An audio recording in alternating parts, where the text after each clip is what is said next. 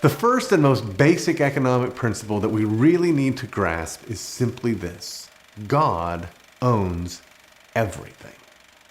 When we open up our Bibles to the very first page, we read these words: "In the beginning, God created the heavens and the earth." Now, the church has always taught that God's creation is ex nihilo, out of nothing.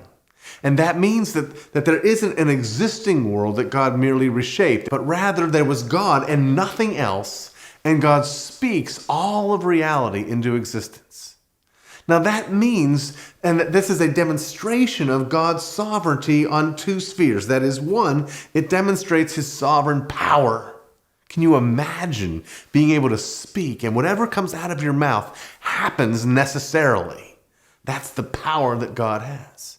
But it also affirms God's sovereign authority, that because he made it, it's his to do with as he pleases. He tells us this about man throughout the scriptures, that he will have mercy on whom he will have mercy, that the potter has authority over the clay. God is a God who rules over his creation. Now, the creation in God's mind has a particular goal.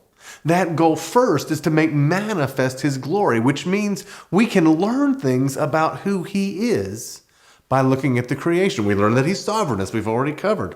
We learn that God not only creates the world, but that he governs the world. He exercises providence over the world. And he does this typically in and through what we call natural law, that are not laws of nature separate from God, but it's what God ordered the world to be like.